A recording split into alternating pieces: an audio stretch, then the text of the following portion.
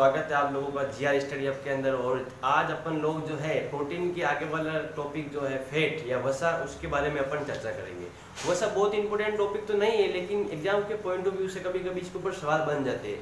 सवाल किन टॉपिक्स के ऊपर बनेंगे, उस टॉपिक के ऊपर जब मैं 3 स्टार करता हूँ या 2 स्टार करता हूँ तो आप लोग विशेष ध्यान से उन लोग क्वेश्चंस को अच्छी तरीके से रीडिंग करना, ठीक है। तो देखते हैं आज अपन लोग वसा या फैट क्या होता है। देखो, वसा जो है एक प्रकार का क्या है, बायोमोलिक्यूल है। वसा एक प्रकार का बायोमोलिक्यूल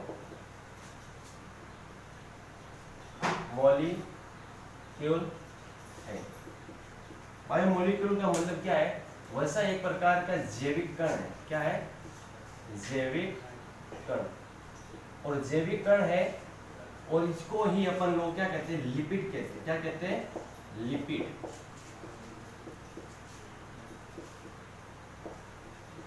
लिपिड क्या है कि एक प्रकार का साधारण लिपिड ही वसा या फैट कहलाता है। तो एग्जाम के अंदर ये परिभाषा तो डेफिनेशन कभी नहीं पूछते, लेकिन आप लोगों को नॉलेज होना चाहिए कि वसा होती क्या चीज है। वसा क्या है, एक प्रकार का बायोमोलिक्यूल है, यानी जैविक कण है। जैविक कण का मतलब क्या है कि लिपिड जो अंदर जो साधारण लिपिड होता है उसी को ही हम फैट या वसा कहते हैं। अब बात आती है कि वसा का निर्माण कहाँ से होता है। वसा का निर्माण या फाउंडेशन कहाँ से होता है, तो उसके बारे में अपन चर्चा करते हैं कि ये भैया डिस्कवर कहाँ से होता है। तो ध्यान से देखना, ग्लिसरॉल प्लस फैटी एसिड मिलकर, फैटी एसिड मिलकर, ये यहाँ पर है, ठीक है ना। फैटी एसिड मिलकर ट्राइग्लिसराइड का निर्माण करते हैं। ट्राइग्लिसराइड का निर्माण करते हैं। और ध्यान से देखना कि इस ट्राइग्लिसराइड को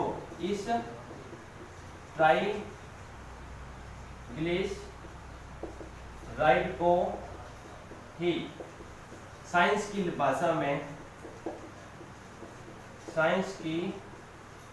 भाषा में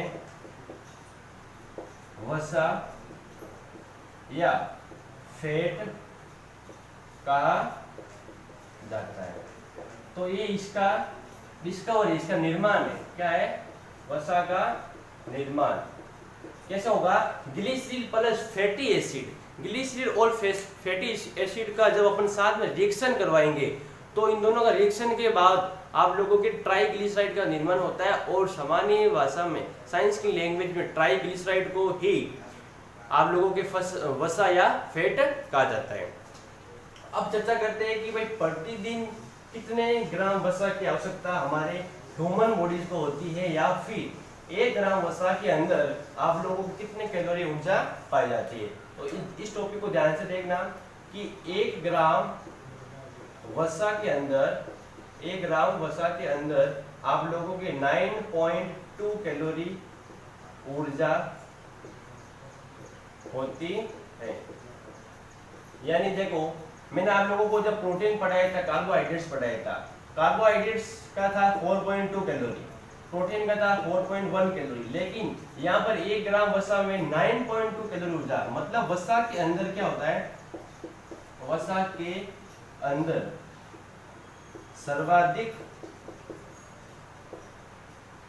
ऊर्जा पाई जाती है। सर्वाधिक ऊर्जा इसके अंदर पाई जाती है। और प्रतिदिन प्रत्येक व्यक्ति को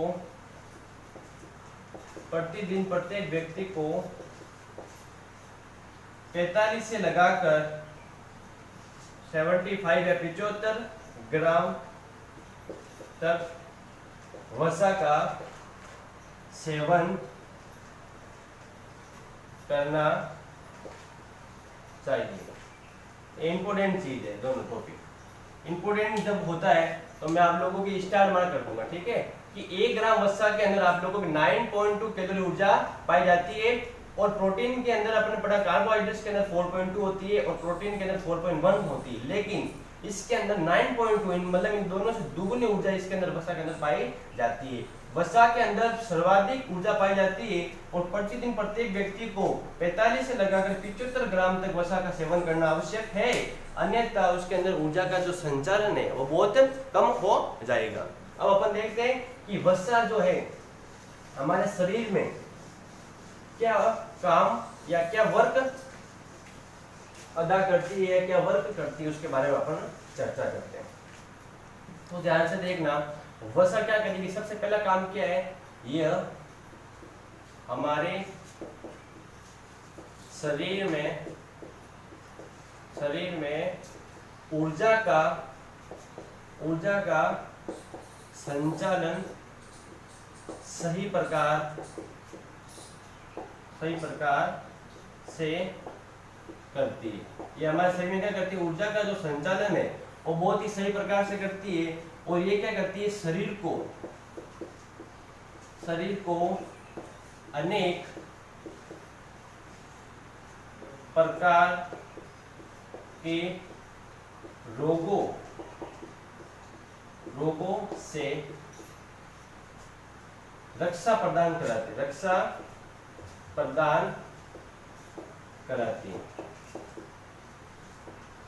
और तीसरा इंपोर्टेंट इसका वर्क है, यह हमारे शरीर को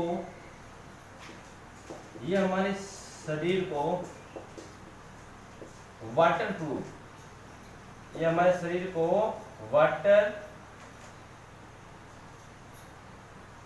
प्रूफ बनाती है। वाटर प्रूफ का मतलब होता है कि वसा क्या करती है, हमारे शरीर के अंदर एक ऐसी परत का निर्माण करती है। वसा हमारे शरीर के अंदर एक ऐसी परत का निर्माण करती है, वो परत क्या होती है, हमारी पूरी बॉडी के अंदर चारों भागों में डिवाइडेशन हो जाती है, और वो परत क्या करती है कि बाहर से आने वाला जो भी पानी होता है उस पानी से हमारे शरीर का जो बचाव करती है वो वसा ही करती है। तो ध्यान से देखना, वसा का इंपॉर्टेंट कार्य क्या है कि ह्यूमन बॉडी को, मानव शरीर को एक रक्षा प्रदान करती है, किससे बचाने के लिए, पानी से बचाने के लिए, इसीलिए इसको वाटर प्रूफ कहा जाता है शरीर को। तो इतने इंपॉर्टेंट इसके वर्क है, इनको थोड़ा ध्यान में रखते हुए चलना, क्योंकि कभी कभी एग्जाम के अंदर इसके बारे में भी चर्चा कर लेते हैं और पूछ भी सकते हैं। पूछ तो भैया आप पूछ भी सकते हैं, क्योंकि टीसीएस के आप लोग एग्जाम दोगे आगे रेलवे वगैरह के, तो टीसीएस के अंदर क्या होता है, साइंस का लेवल देखा नहीं जाता, कहीं से भी सवाल रूटीन हो सकते हैं आप लोगों के। अब देखना कि वसा कितने प्रकार की होती है। वसा 2 प्रकार की होती है। वसा कितने प्रकार की होती है, 2 प्रकार की। सबसे पहली वसा जो नाम है उसका नाम है संतृप्त वसा। सेकंड नंबर जो होगा आप लोगों के असंतृप्त वसा। अब इसके अंदर पॉइंट क्या है, संतृप्त वसा के अंदर क्या होता है, ऑक्सीडेशन या ऑक्सीकरण बहुत ही आसानी से नहीं हो पाता है। संतृप्त वसा के अंदर ऑक्सीडेशन या ऑक्सीकरण आसानी से नहीं हो पाता है।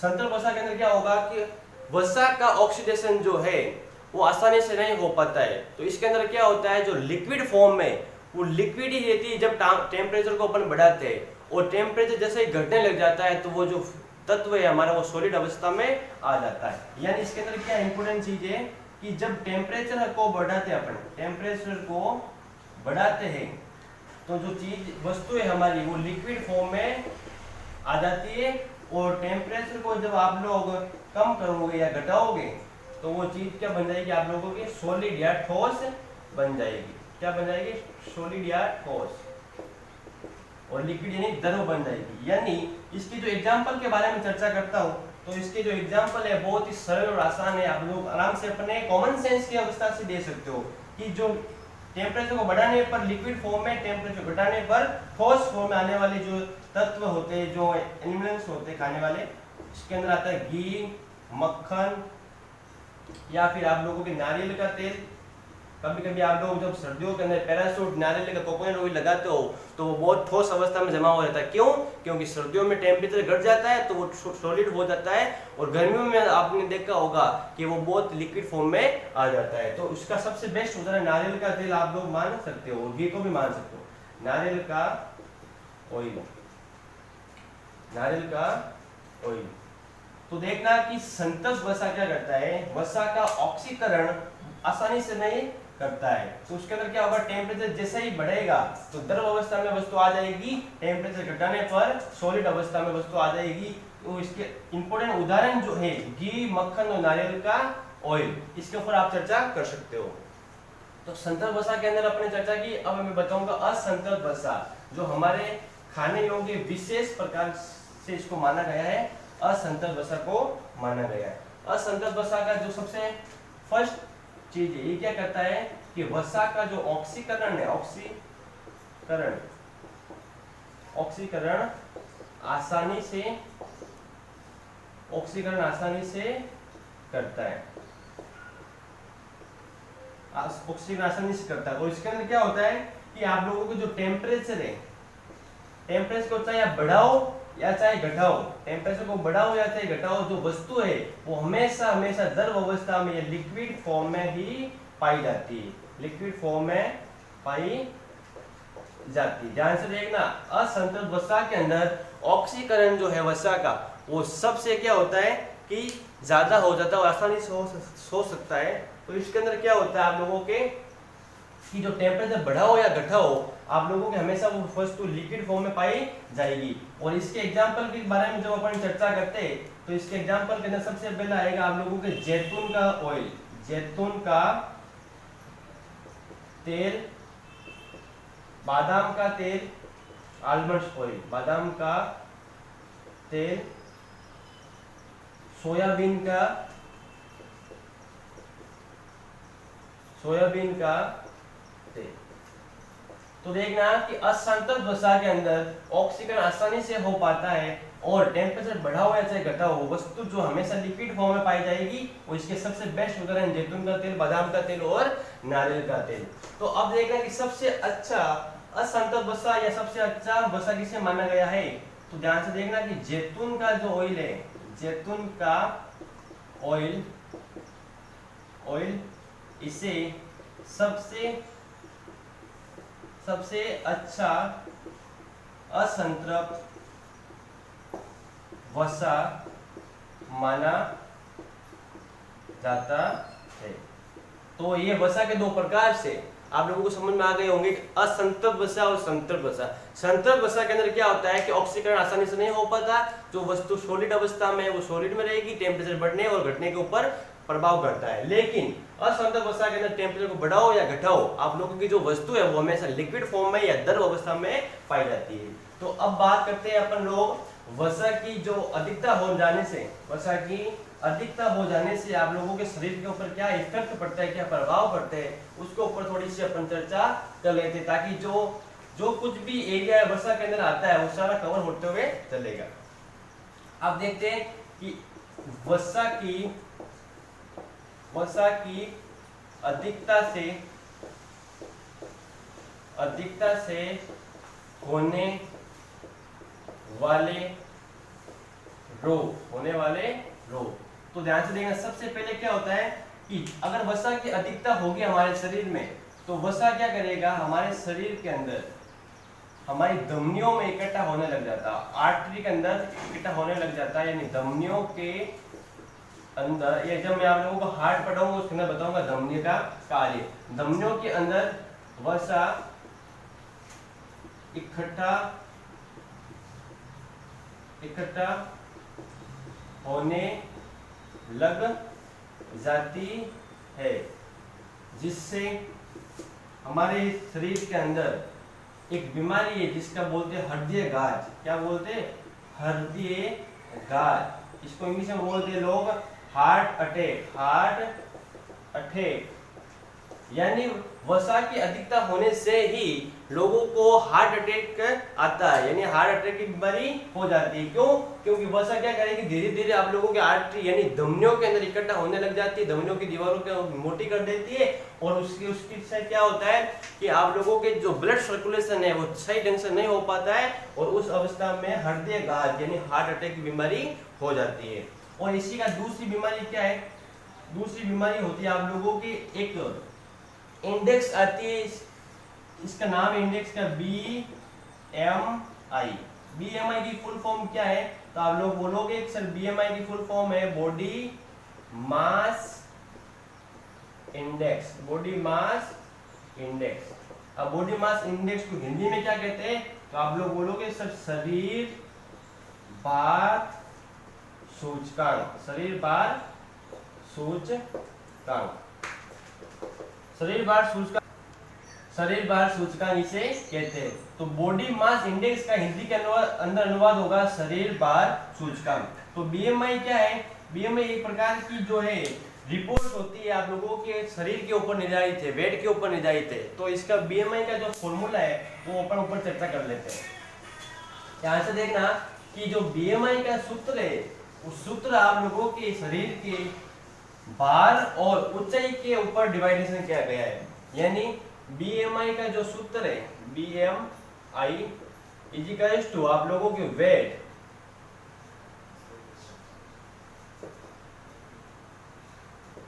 किस में काउंट करोगे केजी के अंदर, और नीचे आएगी आप लोगों की हाइट आप लोग काउंट करोगे मीटर स्क्वायर के अंदर। तो BMI का मतलब होता है वेट अपॉन हाइट, मतलब आपके जो शरीर का जो भार है वो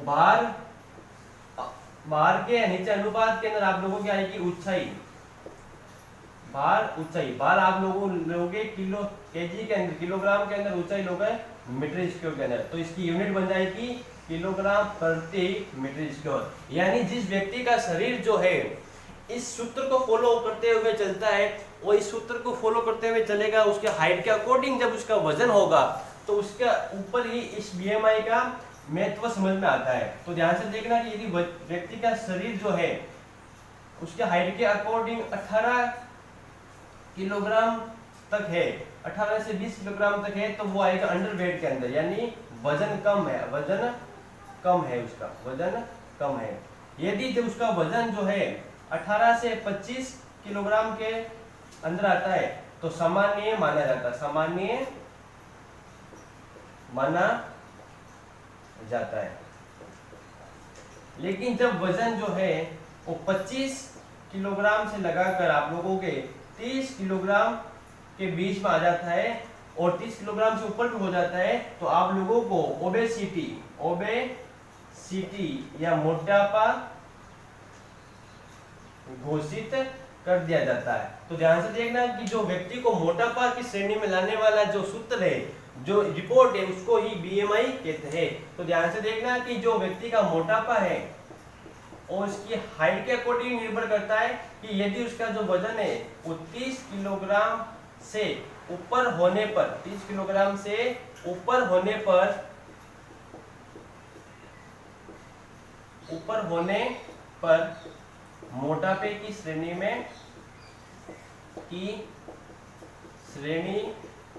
में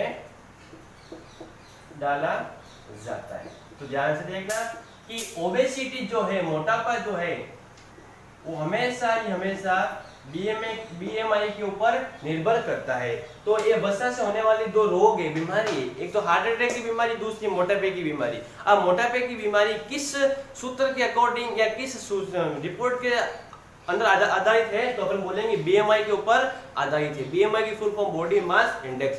कभी एग्जाम के अंदर SSC और रेलवे के आप पुराने पेपर्स उठा के देखना, BMI की फुल फॉर्म तक पूछी गई है कि BMI की फुल फॉर्म या पूरा नाम बताइए, तो आप लोग हिंदी में पूछ सकते हैं शरीर भार सूचकांक। तो इसकी यूनिट क्या है, 25 किलोग्राम से 30 किलोग्राम के बीच में अगर जब वजन आता है तो सामान्य माना जाएगा, लेकिन 30 किलोग्राम या 25 से ऊपर होने पर आप लोगों को मोटापे की श्रेणी में डाल दिया जाता है। बीएमआई की जो यूनिट है किलोग्राम प्रति मीटर स्क्वायर माना जाता है। तो आज अपन लोगों ने वसा के ऊपर चर्चा की कि वसा होती क्या, वसा का निर्माण कैसे होगा, वसा से होने वाले रोग और वसा के कार्य। अब आगे की बात अपन करेंगे नेक्स्ट टॉपिक, जो मेरा इंपोर्टेंट टॉपिक होगा विटामिन। विटामिन के ऊपर एग्जाम के अंदर हमेशा एक क्वेश्चन तो फिक्स है, चाहे राजस्थान लेवल का हो चाहे सेंट्रल लेवल का हो। तो इसके आगे अपन चर्चा करेंगे नेक्स्ट क्लास के अंदर। और आप पढ़ते रहिए मन लगाकर, और हमारे चैनल को शेयर कीजिए, सब्सक्राइब कीजिए और लाइक कीजिए। और आप लोगों को कुछ डाउट्स हो, कमेंट्स हो, तो आप हमेशा टेलीग्राम के ऊपर जे स्टोरी आपके हमारा पेज भी बना हुआ है, और यूट्यूब के ऊपर भी आप कमेंट्स कर सकते हो। बहुत बहुत धन्यवाद। जय हिंद, जय भारत। सब्सक्राइबर कीजिए हमारे चैनल को, साथ ही बेल आइकन का बटन दबाएं ताकि आपको हमारे वीडियो सबसे पहले मिले।